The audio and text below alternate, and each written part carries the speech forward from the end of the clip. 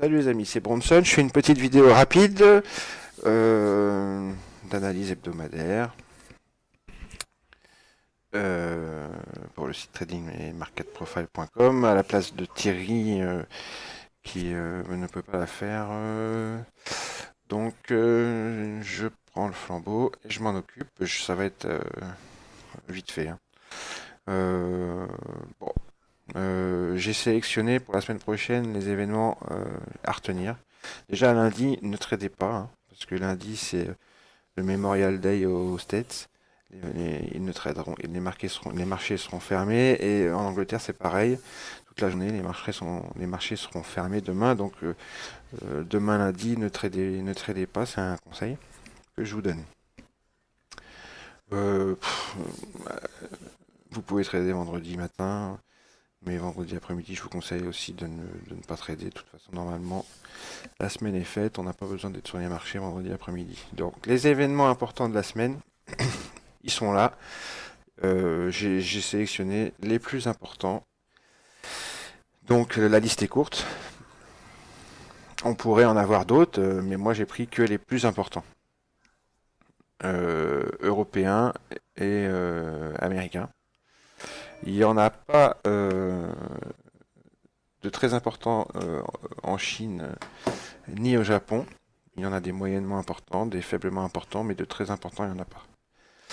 Alors, Draghi va causer, hein, ce soir. Donc peut-être que il va nous dire des choses importantes, qui va nous donner des indices sur la suite de, de, de ce qu'il compte proposer. N'oubliez pas que pour des traders d'euro-dollar, n'oubliez pas que euh, on va certainement vers une baisse des taux, très certainement, à zéro, et que on va aussi certainement vers un quantitative easing à l'européenne, ou du moins des solutions un peu moins conventionnelles que d'habitude. C'est pas sûr, mais bon. Euh, donc à suivre, tout ça, ça irait dans le sens d'une baisse de l'euro-dollar, bien sûr, hein. Donc faut écouter ce qu'il a à dire, notre ami Draghi. Il reparle demain à 10 h du matin. Donc faut le suivre, hein, c'est pour ça que je l'ai mis. Faut suivre en ce moment ce qu'il dit. Euh, Sinon, la semaine de stats commence réellement mardi à 14h30 aux USA avec les corps du Rebel Goods Order. Et toujours Draghi qui parle à 15h30 cette fois-ci. À 16h aux États-Unis, on a le CB Consumer Confidence. Très important. Ensuite, jeudi à 14h30, on a le GDP US et les Pending Home Sales. Après, il n'y a rien d'autre de vraiment important dans la semaine. Donc c'est une semaine assez légère. Il faut surtout suivre ce que va dire Draghi, parce qu'il parle plusieurs fois dans la semaine. Et suivre, à mon avis, hein, euh, les corps du Rebel Goods Order américain, le CB Consumer Confidence américain et le GDP pending, et le Pending Home Sales américain. C'est les trucs qu'il faut suivre cette semaine. Le reste, on s'en fout. Enfin, qu'il faut suivre. Qu'il faut avoir en tête cette semaine si on trade des indices actions ou l'euro-dollar. Hein, il faut vraiment vous mettre ces événements en tête et savoir à quelle heure ils vont avoir lieu et ne pas trader.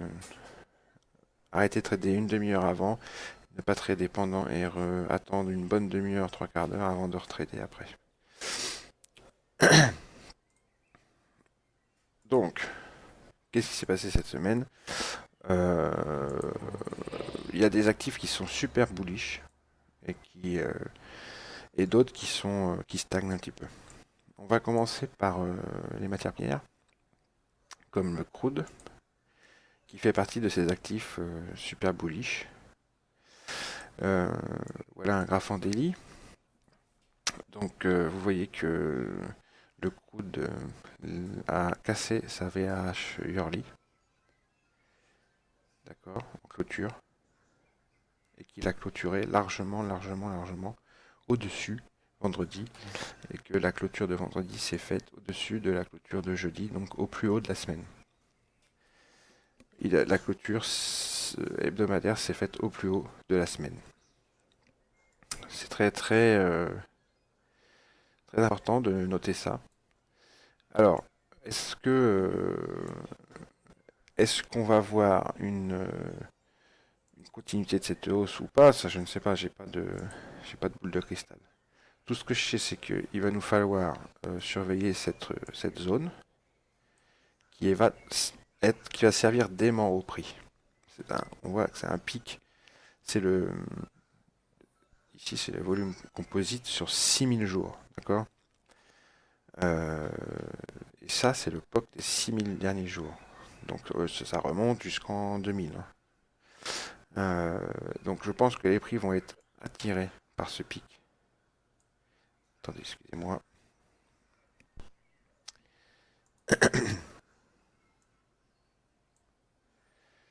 Voilà. Je pense qu'on va y être attiré. Alors peut-être nous allons faire un petit pullback sur la VAH. Et ensuite aller à ce POC. Et une fois qu'on va y être sur ce POC et ce pic, je pense que les prix vont diverser un moment. Bon là je schématise, hein, autour de ce pic. Je pense que ce pic va agir comme aimant. Les prix vont pas s'arrêter là. Ce serait dommage, après avoir cassé les plus hauts ici, d'avoir fait un plus haut annuel, un plus haut hebdomadaire, un plus haut annuel. Ça serait dommage de s'arrêter là et de ne pas pousser jusqu'à ce pic qui sert d'aimant au prix. Je pense qu'on va y aller. Si c'est pas cette semaine, ça sera la semaine d'après. Ça, c'est le scénario numéro 1. Cependant, on est quand même haut sur le crude. Et certains vous diront que c'est le moment de shorter. Je peux pas leur donner tout à fait raison ni tout à fait tort. C'est vrai que on est à des niveaux annuels très hauts et on pourrait éventuellement se dire shortons. Donc ce qu'il va falloir faire, on va pas shorter comme ça les yeux aveuglément, on va attendre de voir si on réintègre cette value area. Et si on la réintègre, vous voyez elle est là la value area, d'accord. Et si on la réintègre, on attendra un petit retour dessous, et là on shortera. Ici seulement, en attendant que les prix repartent à la baisse. Un peu ce qui s'est passé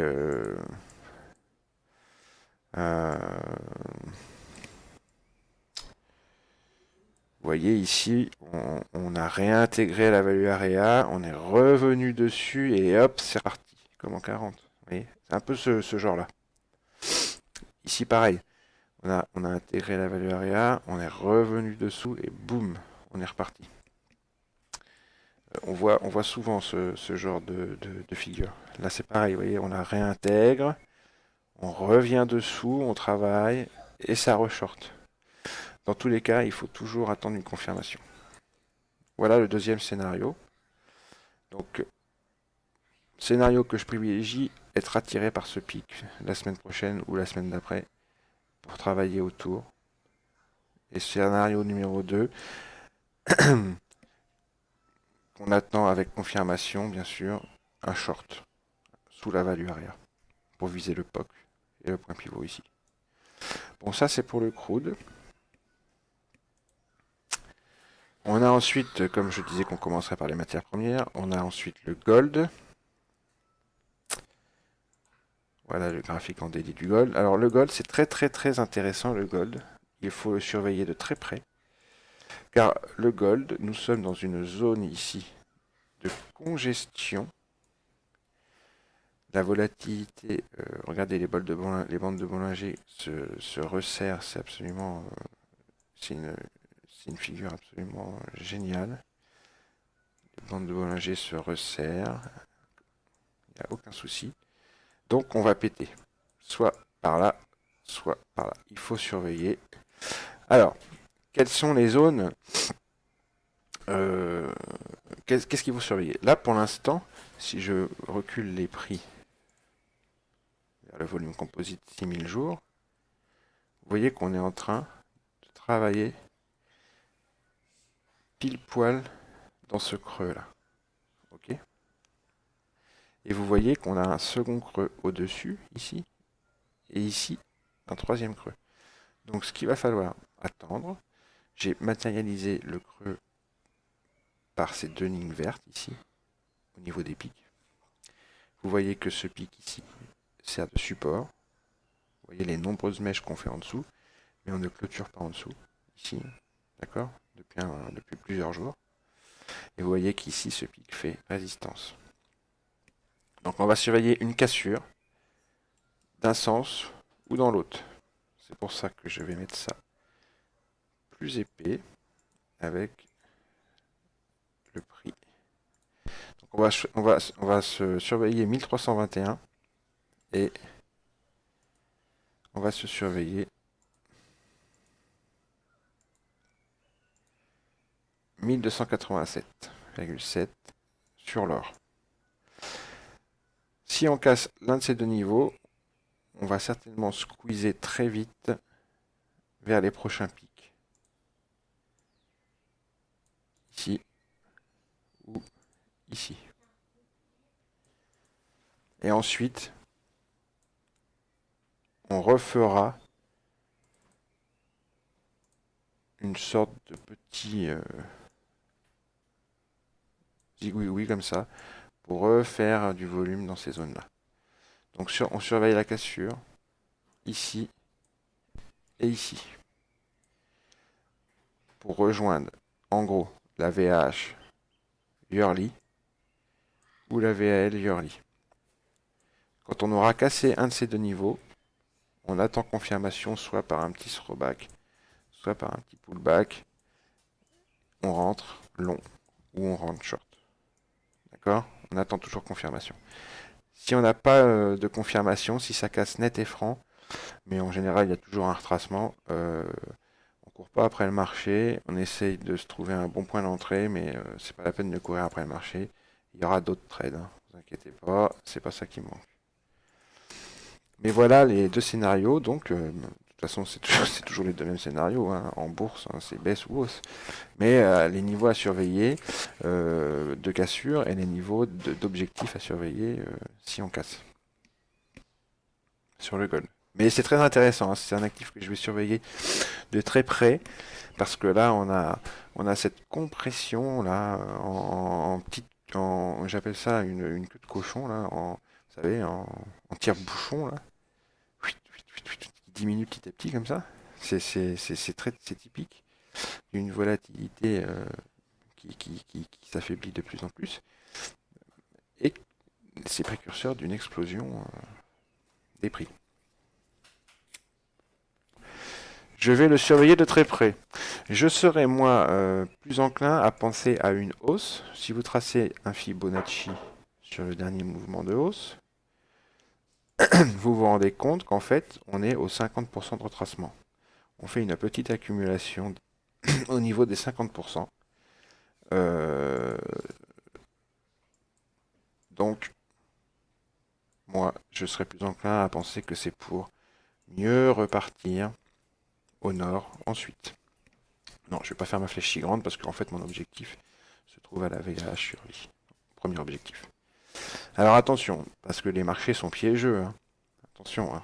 Les choses ne se font pas comme ça. Ça va pas forcément partir pile poil de 1287,7 pour aller directement à 1343,80. Il peut y avoir une chasse au stop ici, puisque ici on a une zone évidemment à stop très importante. Il faut bien vous le dire. Et même ici, hein. Même ici, hein. Les gens qui sont rentrés là, ils ont leur stop 0 ou stop win. Et les gens qui sont rentrés là, là, là, ils ont leur stop ici, ici, ici. Et même un petit peu plus bas. Tout ça, c'est une zone à stop. Donc, si on commence à y rentrer, vous voyez, on va refaire comme ce qui s'est produit ici. On va refaire une espèce de stop running très rapide. Et ensuite, une mèche pour remonter. Donc, attention au piège. Hein. Ok. Ensuite, Bon, le market profile de ces deux actifs ne nous apprennent pas grand-chose de plus. Si je retrouve le market profile du crude, le voilà. Vous voyez, hein, hyper bullish, actif hyper bullish, ça y a aucun souci. Le crude est très fort. Je voulais vous dire aussi autre chose à propos du crude, c'est que le VIX du crude est très très très très bas. Il est à euh, des niveaux où généralement il rebondit. D'accord? C'est à signaler aussi. Il est vraiment très bas le VIX du crude, hein. Je peux vous le montrer si je l'ai.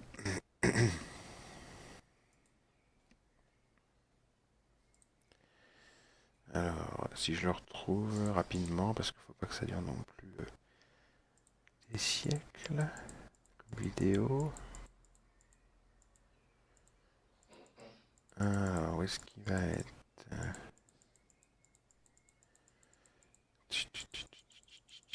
Ouais, quand on cherche quelque chose, on ne le trouve pas.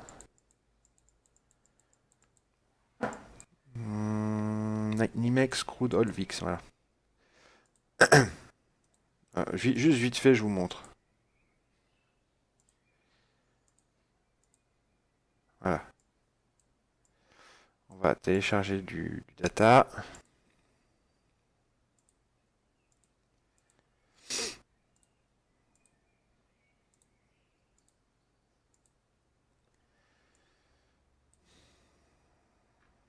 Bref, vous voyez qu'on arrive assez bas. Je me suis trompé. Tac. Tu me donnes du data, s'il te plaît? Un peu plus que ça. 6000 jours, ça serait bien. Non, tu veux pas? Bon, c'est pas grave, hein. Ok, c'est pas grave. Vous voyez que on est très bas sur le VIX du crude, hein. On est aux alentours de 15. Là, on était descendu à 13. Donc, vous voyez, là, c'est une zone.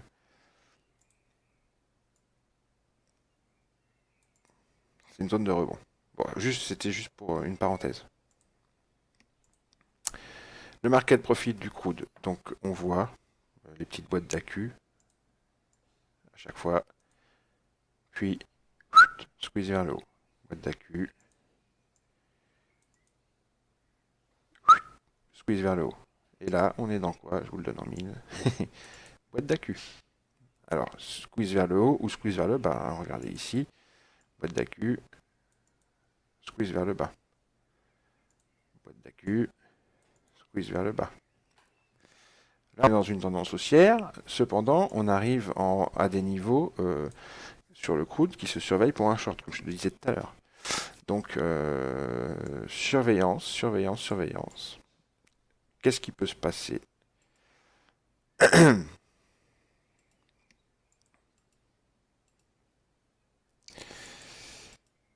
Qu'est-ce qui peut se passer lundi, ou mardi plutôt, puisque lundi, je ne sais pas si c'est ouvert, les marchés étant fermés aux États-Unis, je pense pas que c'est ouvert. Là, vous voyez qu'on peut réintégrer cette balance, hein. C'est possible tout à fait qu'on réintègre lundi cette balance, puisqu'en plus, on a deux beaux creux ici, sur le TPO profile et sur le volume composite, on a un beau creux ici.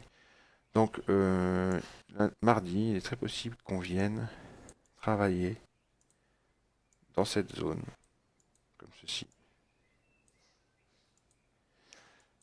Et ensuite, comme je vous disais, on va surveiller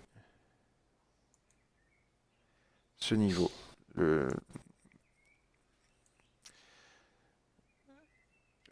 On peut très bien aller jusque là pour repartir ensuite au nord. Et tout casser et continuer la tendance haussière. On est dans une tendance haussière, donc pourquoi on ne la continuerait pas? C'est pas parce qu'on est haut qu'on ne va pas aller encore plus haut. Donc on suit le mouvement de fond. C'est le principe de base, hein. Euh, mais surveillez quand même, attention, on est haut. Donc si vous rentrez long, attendez des bons points d'entrée, comme ici. Ici, c'est un très bon point d'entrée pour entrer long. D'accord? Moi, si je dois rentrer long, je ne rentrerai pas long avant ce point-là.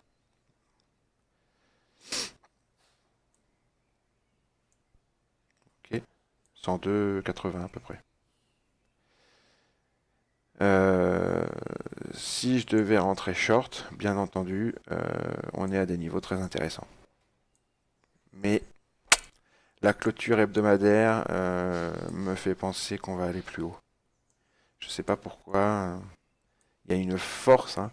Alors, bien entendu, on peut très bien revenir et faire une journée comme ceci, ici, là, avant de tout péter, hein.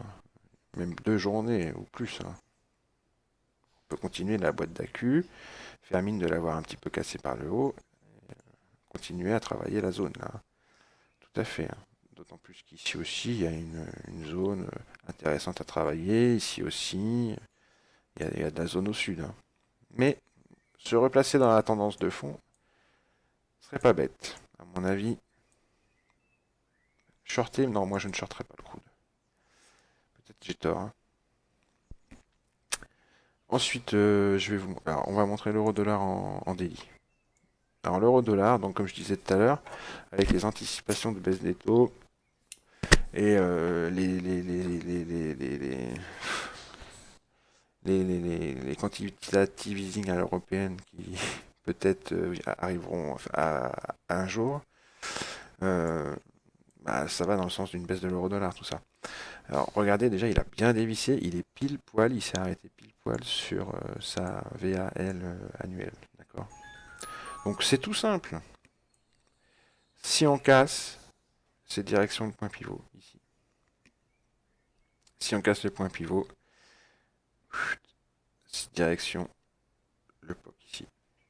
C'est les 6000 derniers jours, hein. C'est vraiment le POC du POC. Mais bon, d'abord, dans un premier temps, on surveille les 36,14. Parce que si on casse ce niveau avec confirmation, un retour dessus et une rebaisse derrière, on va directement à 34,75. En plus, c'est un pic. Donc si on allait à 34,75, je pense qu'on y resterait un petit moment pour faire du zigouigoui autour de ce pic. Si on casse 34,75, on est aspiré par le creux ici. Et on va au prochain niveau intermédiaire qui se trouve à peu près à 32,80 et des brouettes. Ici. C'est un pic. On est attiré par les pics. Ok. Donc, scénario privilégié sur l'euro, baisse. On surveille 36,14 et on a comme objectif 34,75 et en extension 32,80. Attention à 34,75, c'est le pivot annuel. Regardez ici la belle réaction qu'on avait eue sur le pivot annuel. Ok, donc on y fait attention à ce niveau-là. Et on fait attention aussi au 32,80 parce que c'est un beau niveau aussi. Le market profile de l'euro, je ne sais pas si je l'ai là. Si je l'ai. Alors j'ai noté. Vous pouvez les noter parce que c'est important. Les zones en bleu, c'est les zones qu'il faut revenir travailler. Notez qu'on est en train de travailler une zone. On est en train de revenir dans une zone de travail. D'accord? En bleu foncé. C'est une grande zone qu'il va falloir retravailler et on a commencé la semaine dernière à venir la retravailler. En bleu clair, c'est des petites zones journalières qu'il va falloir aussi venir retravailler. Donc ça peut être des petits retracements. Et là, on est rentré dans une zone que je pense on va travailler un petit moment avant de tout casser. Donc, comme c'est au niveau de la VAL Early Pile, on peut tergiverser autour de la VAL Early en travaillant cette zone avant de casser, vers le haut ou vers le bas. Là, en rouge, c'est une zone de single print. Alors, la zone, je vais vous mettre...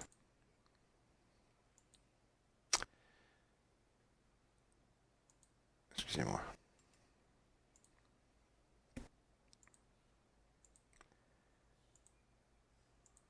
La zone en bleu, elle est à peu près entre 35,80 et 56, 60, et puis les petites zones en bleu clair, ben, c'est les creux des deux derniers profils.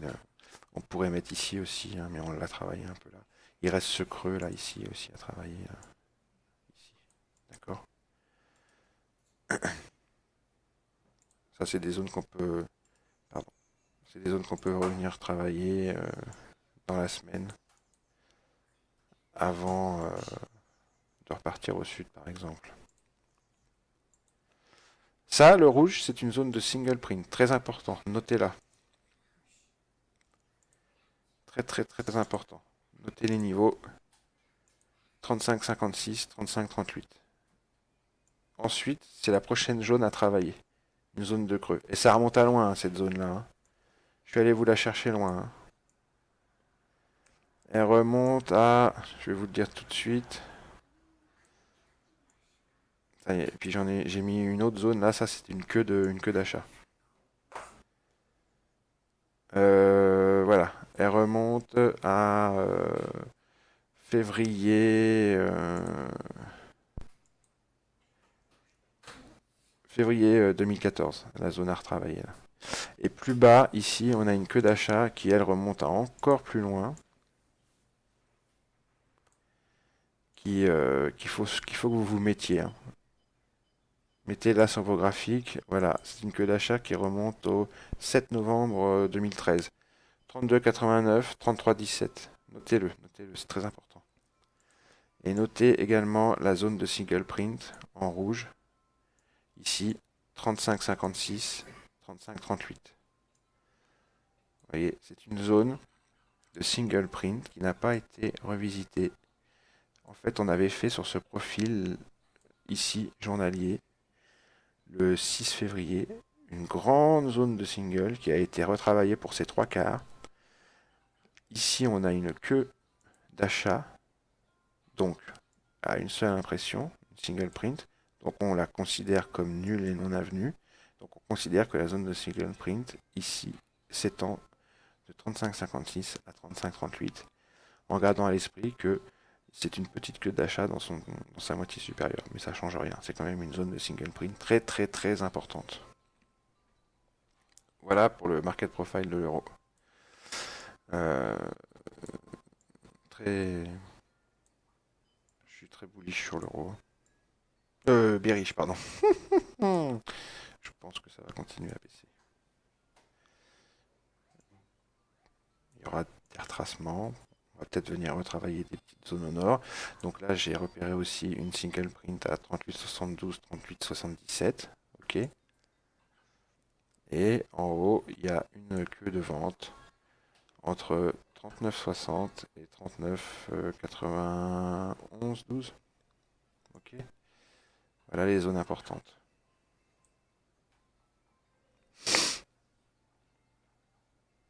Alors, ici, il y a vraiment une zone aussi, une belle zone à venir rebosser. Hein. Là et là.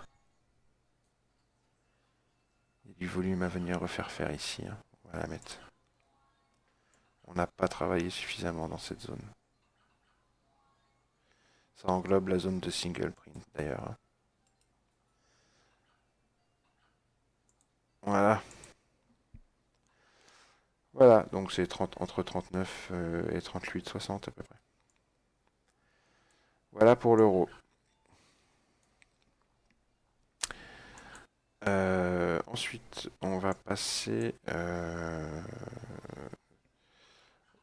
au SP. Le voilà. Hyper bullish aussi, notre ami SP. Indice américain. Le conducteur, le chef de file. Le chef de file a cassé lui aussi sa VH Shirley. Mais on reste bloqué sous les plus hauts annuels et historiques. On a fait un nouveau plus haut annuel, mais pas en clôture. Quoique, quand je vois le petit bidouille qu'il y a au-dessus, là, peut-être qu'on aura clôture au-dessus, je sais pas. Mais au niveau de la session cash, je pense pas, faudra vérifier. Donc là, c'est pareil. Hein, on surveille étroitement cette zone. Vous voyez ce qui s'est passé ici. On était redescendu, là aussi. Donc surveiller. Là par contre sur le SP je serais plus enclin à shorter que sur le crude.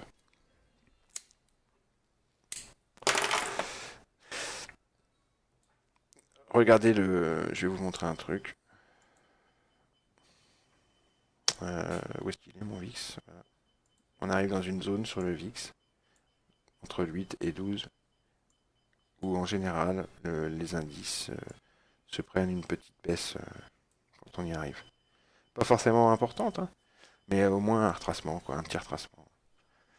Donc quand on va rentrer dans la zone entre 8 et, et 12, 11 là, surveiller pour un retracement. Vous voyez, si on fait ça par exemple, si on commence à travailler la zone, ici comme ça, il peut y avoir un retracement. Donc c'est pas bête d'envisager un short sur le SPE et sur les indices américains.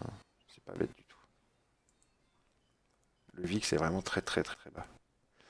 Le Nasdaq, lui, pareil, tentative de cassure de sa VA Shirley, clôture juste dessus, juste au-dessus. Alors, on surveille parce que ça a déjà rejeté plusieurs fois. Ici on est venu travailler au-dessus et on a rejeté. On est revenu dessous et on est reparti à la baisse. On surveille. Notez que le Nasdaq n'a pas fait de nouveau plus haut historique alors que le SP l'a fait, annuel et historique. Donc le Nasdaq peut en avoir encore un petit peu sous le pied. C'est fort possible.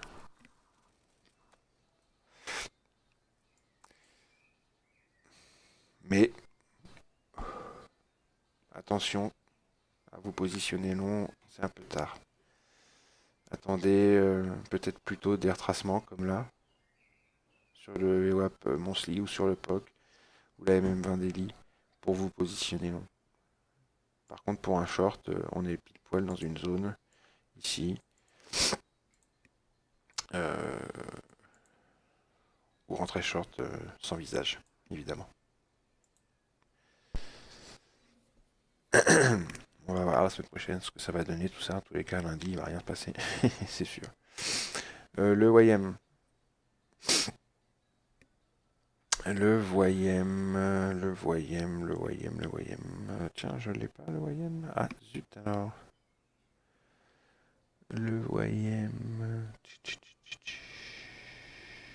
Eh ben, ah bah si, le YM. C'est le market profile. Voilà, le market profile du YM. Vous voyez qu'il est un petit peu en retard par rapport à ses condisciples Nasdaq et SP. Hein. Bon, il a un peu le même comportement que le Nasdaq. Hein, on est loin des plus hauts qu'on avait fait ici en mai, alors que le SP, lui, a fait de nouveaux plus hauts annuels. Donc, on est en train de travailler cette zone, petit à petit, en remontant. Et nous avons au sud tout ça, où on peut revenir travailler. Tout ça, ça peut revenir se travailler très vite. Dès mardi, ici. Dès mardi, on peut venir retravailler ça. On surveille. Sinon, il y en a une ici aussi, qu'on a très peu. On a travaillé un petit peu ici, mais on voit que là, on n'a pas fait tellement.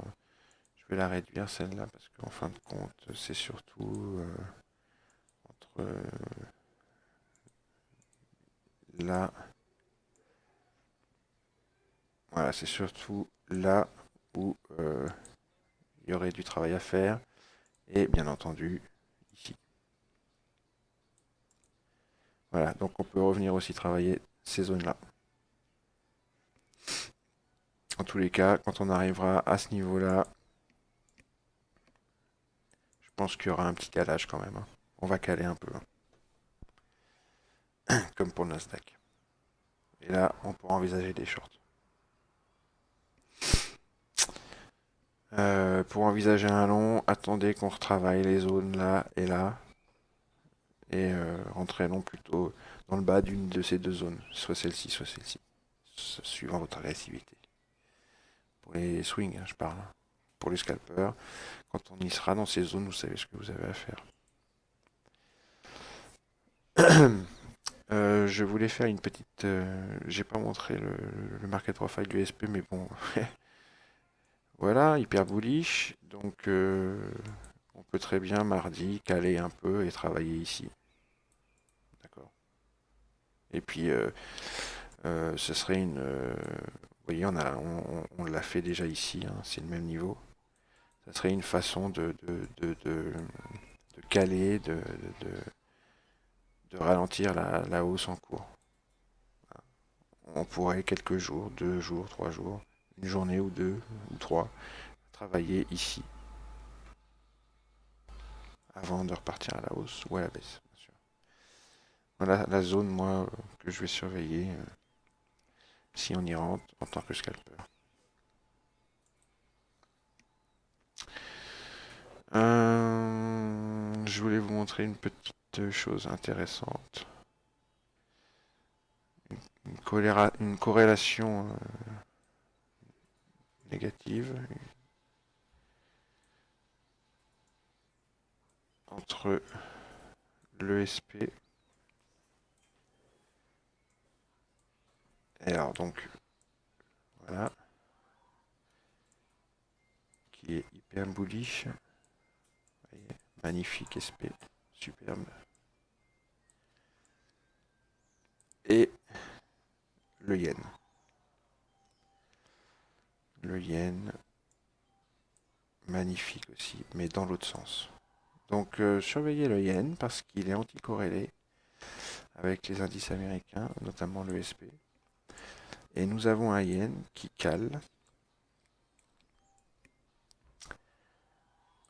dans sa value area annuelle, autour d'un pic, autour d'un POC important, POC des 6000 derniers jours, vous vous rendez compte, et on tergiverse autour de ce POC volume profile depuis déjà plusieurs mois.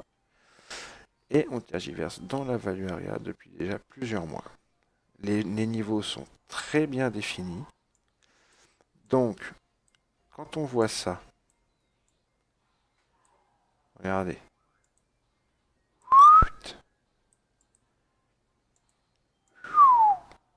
Boum. Moi, je vais surveiller le yen parce que si on sort de cette boîte d'accu par le haut, eh bien là, on pourra franchement envisager des shorts sur le SP et les indices américains. Ils sont complètement anticorrélés. Je surveille beaucoup le yen. Là, on est dans une boîte d'accu. C'est un peu comme l'or, je vais le surveiller aussi parce qu'il est pareil, il est dans une boîte d'accu l'or. Mais le yen, c'est encore plus flagrant. Il y a une espèce d'accumulation qui se fait là autour de ce POC des 6000 jours. Pour l'instant, on est revenu en haut de la boîte. Hein, pour l'instant. Donc on attend un retour en bas, ici, sur la VAL Yearly, ou sur le POC, avant de rentrer long, sur le yen, ou short sur le SP. Mais surveillez le yen, plus que le dollar index. Hein. Et le VIX. Surveillez le VIX et le yen. C'est très important.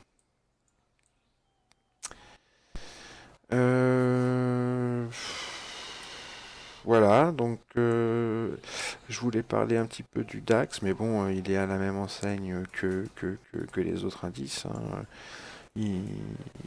Mais on va quand même le montrer, hein, le graphique du DAX.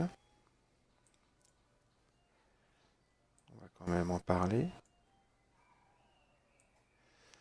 Alors, mon petit DAXou, le voilà. Pareil, il est sur sa VAH Yearly. Surveillez les 9825.5.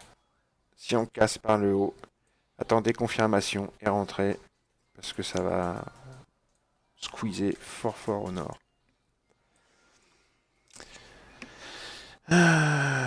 Attention au piège à short, évidemment. Au piège à long, pardon, excusez-moi. Attention aux mèches piégeuses au-dessus de ce niveau. Attendez donc toujours confirmation avec un throwback sur la VH ou sur le niveau des 825.5. Pour l'instant, on n'a pas cassé. Enfin, du moins, si, on a cassé en clôture, effectivement, mais on peut toujours réintégrer et repartir au sud, hein. On va voir, on va attendre de voir ce qui va se passer, mardi. Est-ce que j'ai le graphique du DAX en daily quelque part? En market profile, je veux dire. Le voilà. Donc voilà, il a la même tronche que les autres, hein. Il est un petit peu plus avancé que le Nasdaq et le YM. Il n'est pas aussi avancé que le SP, mais un peu plus que le Nasdaq et le YM quand même. Voilà. Il est en train de revenir sur cette zone de balance, ici. D'accord. Donc, il pourrait éventuellement recommencer à travailler dans cette zone, ici, avant de décaler, dans un sens ou dans un autre. Surveillez le DAX, surveillez les 822,50 là. Non, c'était même pas 822,50 que je vous disais de surveiller, c'était 825,50. Surveillez. Euh, Hyper bullish, comme les autres, mais à des niveaux de short acceptables. Mais pourquoi se mettrait-il à rebaisser fortement? Pourquoi? Quelle raison les pousserait à repartir au sud? Il peut y avoir un petit retracement, hein. Il peut y avoir tout à fait, hein, il n'y a pas de souci. Mais comme ici, hein. Regardez, ici on a eu un beau retracement, mais ça a permis de rentrer long. Bon, excusez-moi. C'est tout ce que ça a permis. À bon compte. Là, sur le point pivot daily. Yearly. Là aussi, il y a eu un beau retracement sur la VAL. Là aussi, sur le POC. Bon, on remarque quand même depuis le début de l'année que la hausse est un petit peu freinée, un petit peu ralentie, parce qu'en fait on range, hein. On est dans un range. On oscille dans la value area en faisant des petits excès en dessous, mais jamais plus bas que le point pivot. Mais ça va finir par exploser au nord, hein. Je vois pas pourquoi on continuerait pas, hein. Il n'y a aucune raison.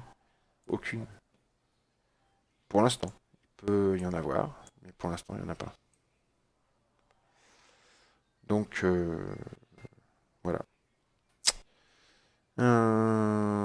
Pour les scalpers, c'est intéressant de voir qu'on est sur de nouveaux plus hauts. Ça peut être mis à profit pour profiter de pièges à la hausse. Ça peut être mis à profit pour profiter d'accélération après cassure de niveau. Euh, c'est intéressant pour un scalper d'être sur des niveaux comme ça. Même si c'est compliqué à trader, c'est intéressant. À surveiller de très près. Voilà. Bien. Bah écoutez, c'est tout, hein. Je vais pas en faire plus. C'est déjà pas mal. J'ai pas la prétention d'être aussi bon que d'autres dans ce genre d'exercice. Donc je vais m'arrêter là. Juste pour dire que quand même le volume à balance en filtré à 400% sur le SP marche super bien. On trade tous les après-midi avec ça sur la room de Thierry. Et on a des signaux qui sont formidables quand même. Vraiment, vous prenez 3-4 ticks et vous sortez à chaque fois. Il y a plusieurs signaux dans la journée. C'est très bien, c'est parfait. Euh, et sur le Bund, c'est pareil. Tiens, d'ailleurs, j'ai pas parlé du Bund. Alors, est-ce que je l'ai, le Bund de là?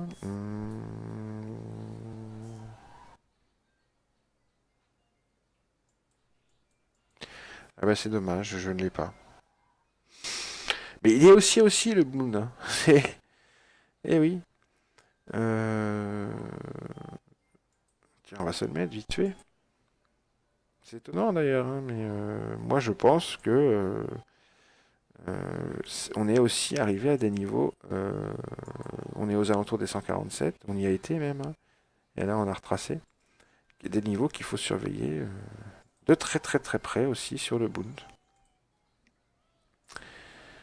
Hein. Voilà notre Bund. On va se mettre... hop là. Voilà notre joli Bund. Regardez comme il est bien haussier. Tiens, on va se mettre 6000 jours.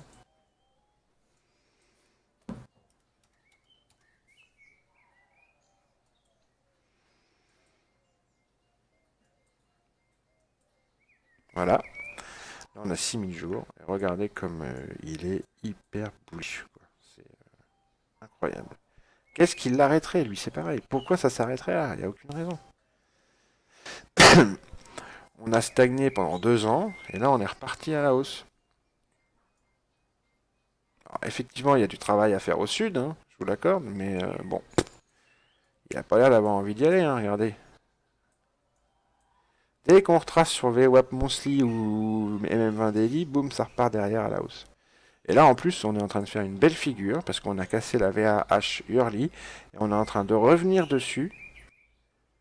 Donc ça, c'est un bon point d'entrée long. Et puis si on se trompe, bah tant pis. Si ça réintègre la value area, on attendra la confirmation et puis on rentrera short pour viser A1 époque Early. Mais là, pour l'instant, il y a VWAP Monthly juste en dessous. C'est un beau point d'entrée pour rentrer long.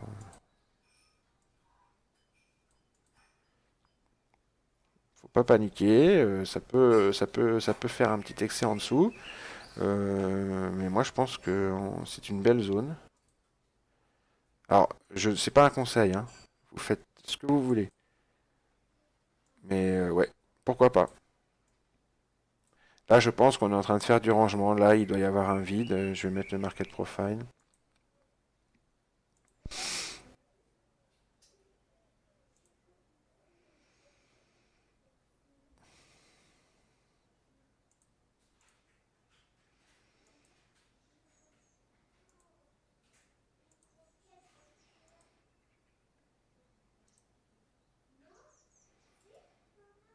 Alors, ok. On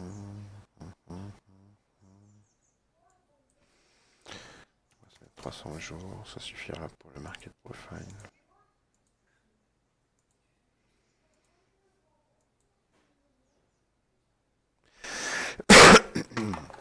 Voilà.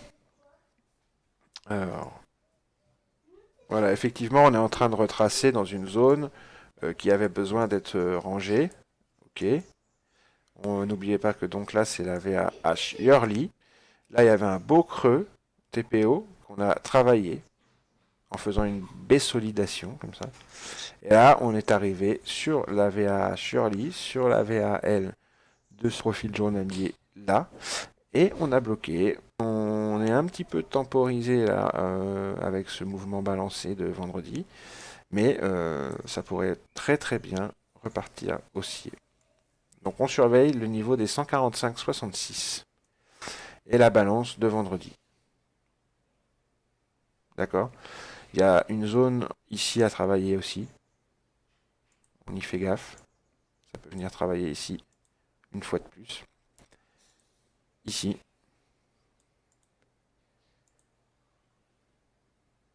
Ici. Et ici. Après là on a un beau pic, ça a bien été travaillé. Donc on peut très bien revenir là-dedans, dans toute cette zone. Mais en l'occurrence, moi, je serais pour ce scénario-là. Et peut-être déjà la semaine prochaine. On verra. On verra, on verra, on verra.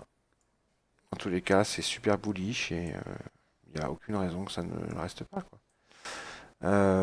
Et ça me conforte aussi dans ma vision bearish prochaine des indices, hein. Les indices sont très haut perchés, rien ne les empêche de continuer, mais sur le VIX, sur le Yen et sur le Bund, on est à des niveaux qui permettent d'envisager des shorts sur les indices. Moi, le Bund, je le vois continuer, hein. Alors, le niveau des 147, bon, c'est énorme. Ça peut temporiser, hein. D'ailleurs, ça temporise, hein. On voit bien, là, on est en train de temporiser. Euh, donc attention, hein, je vous dis pas de rentrer long. D'ailleurs, je vous dis rien du tout, faites ce que vous voulez. Mais on rentre pas long comme ça, aveuglément, n'importe où, n'importe quand. Méfiance. On attend un joli point d'entrée. Là, en l'occurrence, on est un pas mal, hein, mais pour de l'escalpeur, pour de l'intraday. Pour du swing moyen terme, il faut peut-être attendre plus bas, je pense. Voilà pour le Bund. Il est joli quand même, hein. Belle tendance haussière, c'est magnifique le Bund. Le Bund, en fin de compte, moi je l'ai tradé énormément en 2013 et un petit peu en 2012, et il était dans un range, hein, vous voyez.